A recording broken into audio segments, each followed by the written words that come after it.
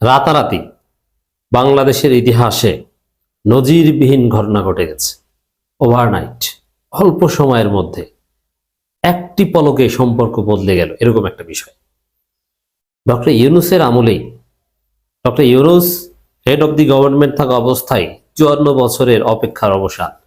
Very important discussion দর্শক। আমাদের কিসের 54 বছরের অপেক্ষা, এটা আগে বুঝতে হবে, তারপরে রাতারাতি কি ঘটেছে সেদিকে আসি। 54 বছর আগে বাংলাদেশ স্বাধীন হয়েছে। স্বাধীনতার 55তম বছরে আমরা পদার্পণ করেছি, 55তম বিজয় দিবস আমরা উদযাপন করেছি। কিন্তু আমরা স্বাধীনতার স্বাদ পাইনি, সুফল পাইনি।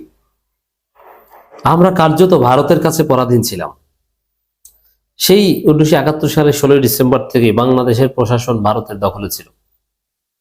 ডিসি অফিস, ইউএনও অফিস, তখন তো ইউএনও ছিল না, মানে উপজেলা বা থানা অফিস, এমনকি থানা, পুলিশ প্রশাসন সব ভারতের নিয়ন্ত্রণে ছিল। এর মানে আসলে পুরোপুরি স্বাধীন কিন্তু আমরা 16 ডিসেম্বরও হয়নি। পাকিস্তান আত্মসমর্পণ করেছে, কিন্তু কমপ্লিট স্বাধীনতা আমরা 16 ডিসেম্বরও পাইনি, কারণ প্রশাসনের একটা বড় অংশ সরাসরি ভারতের নিয়ন্ত্রণে ছিল। একটা পর্যায়ে শেখ মুজিবের দৃঢ়তার কারণে ভারতকে বাংলাদেশ থেকে পাঠিয়ে দিয়েছে, কিন্তু পরোক্ষভাবে ভারত আমাদেরকে নিয়ন্ত্রণ করা শুরু করেছে। আমাদের একটা সংবিধান হয়েছে, এই সংবিধান ভারত এক প্রকার চাপিয়ে দিয়েছে। ধর্ম নিরপেক্ষতাবাদ ভারত নিজেরা ঢুকানোর আগে বাংলাদেশকে ঢুকিয়েছে। ভারতের চিন্তা দর্শনের মাধ্যমে একদম ভারতীয় একটা সংবিধান আমাদের উপর চাপিয়ে দিয়েছে। এরপরে যারাই ক্ষমতা এসেছে তাদেরকে ভারতের কথা অনুযায়ী চলতে বাধ্য করেছে, যারা উল্টাপাল্টা করেছে তাকে হত্যা করেছে।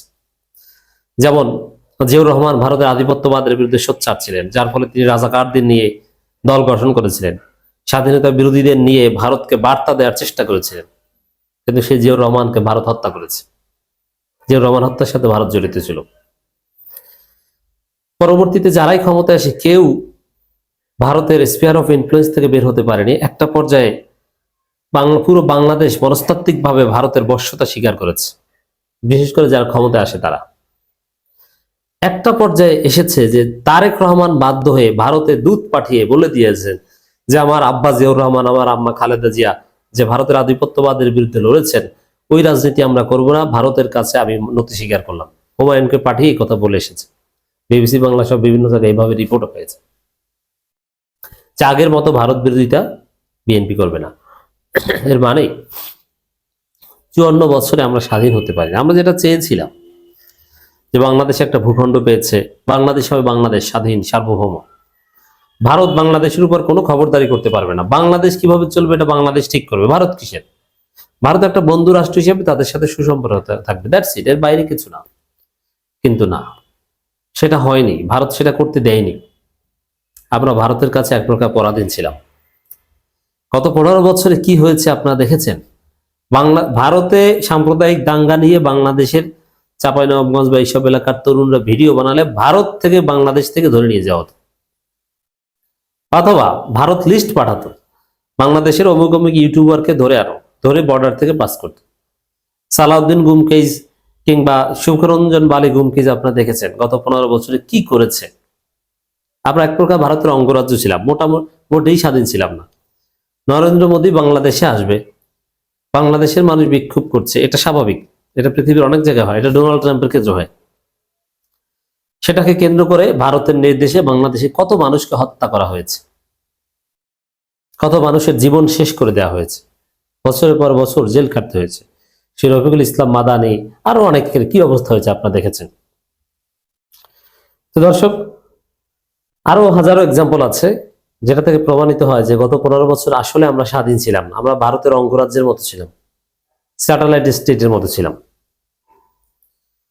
কিন্তু 5 আগস্ট আমাদেরকে আবার স্বপ্ন দেখিয়েছে যে না, বাংলাদেশ হবে বাংলাদেশ, বাংলাদেশ হবে স্বাধীন সার্বভৌম, আমরা ভারতের বশ্যতা মানব না।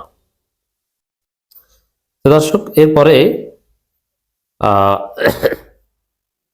ভারত সাময়িক পরাজয় স্বীকার করলেও তারা একদম পিছু হটেনি।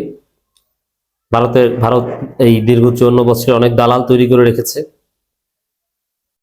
সেই দালালদের মাধ্যমে সফটলি তাদের স্বার্থ হেজিমনি ধরে রাখার চেষ্টা করেছে, কিন্তু শরীফ ওসমান হাদির রক্ত আবার ভারতের হেজিমনিকে ভাসিয়ে নিচ্ছে, যার ফল এখন আমরা দেখতে পাচ্ছি। এই শরীফ ওসমান হাদির ঘটনাকে কেন্দ্র করেই ওসমান হাদি রক্ত দিয়ে ভারতের হেজিমনি থেকে বাংলাদেশকে পুরোপুরি ফ্রি করে দিয়ে গেছে বা যাচ্ছে। শরীফ ওসমান হাদির শাহাদাত বাংলাদেশে তিনি নিশ্চিতভাবে মৃত্যুবরণ করবেন। শাহাদাত বাংলাদেশে এক অভূতপূর্ব পরিবর্তন আনবে, সেটাই শুরু হয়ে গেছে। আরো একটা প্রমাণ বিবিসি বাংলা রিপোর্ট, দিল্লিতে যেভাবে রাতারাতি পাল্টালো ভারত বাংলাদেশ সম্পর্কের দৃশ্যপট। আমরা এটাই চাই, ভারত বাংলাদেশ এইভাবে সম্পর্ক না থাক। ভারতের হেজিমনি বাংলাদেশ থেকে আউট করতে কিছুদিন ভারত বাংলাদেশ কূটনৈতিক সম্পর্ক ছিন্ন করা দরকার, যে ভারত এবং বাংলাদেশের মধ্যে কোনো কূটনৈতিক সম্পর্ক নেই। এরকম কয়েক মাস চলুক, ভারত সোজা হয়ে যাবে। এরপরে নতুন ভাবে আবার শুরু হবে, আন্তর্জাতিক বিভিন্ন দেশের মধ্যস্থতায় আবার সুসম্পর্ক হবে। আমি জানি কূটনৈতিক সম্পর্ক জোড়া লাগবে, কিন্তু অ্যাটলিস্ট কয়েক মাস স্থগিত থাকুক, তাহলে প্রমাণিত হবে যে বাংলাদেশ আর ভারতের কথা চলে না। ওসমান হাদির মৃত্যুকে কেন্দ্র করে অ্যাটলিস্ট এরকম একটা দৃশ্যপট আসুক, সেটাই শুরু হয়ে গেছে। আমার মনে হয় যে ইউনূস সরকারের অধীনেই, ইউনূসের আমলেই 54 বছরে যেটা হয়নি সেটা এবার হতে পারে। ভারতের রাজধানীর বুকে একেবারে আক্ষরিক অর্থেই এক রাতের মধ্যে বদলে গেল দিল্লি ও ঢাকার সম্পর্কের রূপরেখা।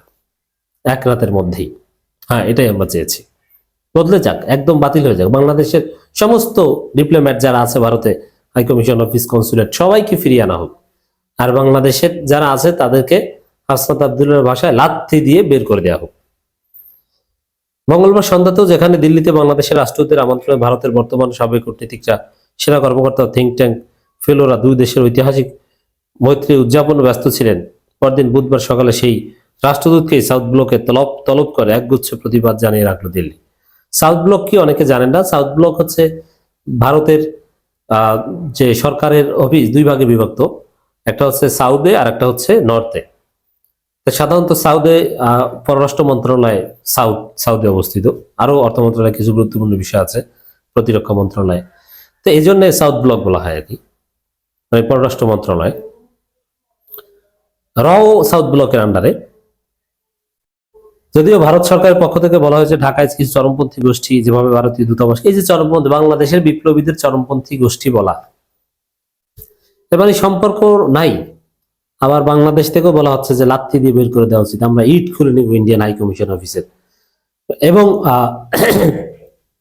আরো অন্যান্য বিষয় নিয়ে জটিলতা যেভাবে যাচ্ছে, তাতে এটা স্পষ্ট হয়ে যাচ্ছে যে আসলে ভারত বাংলাদেশ সম্পর্কের একটা দফারফা এবার হতে যাচ্ছে। আমরা চাই ভারতের সাথে কূটনৈতিক সম্পর্ক কয়েক মাসের জন্য স্থগিত হোক, কন্ডিশনালি, যদি হাসিনা এবং কামালকে ফেরত না দেয় বা এইসব ঘটনাকে কেন্দ্র করে এরকম একটা বিষয় জরুরি। তারপরে নতুন ভাবে আমরা স্টার্ট করতে পারবো সম্পূর্ণ ইন্ডিয়ান হেজিমনি মুক্ত হয়ে, জাস্ট বন্ধুত্ব সম্পর্ক।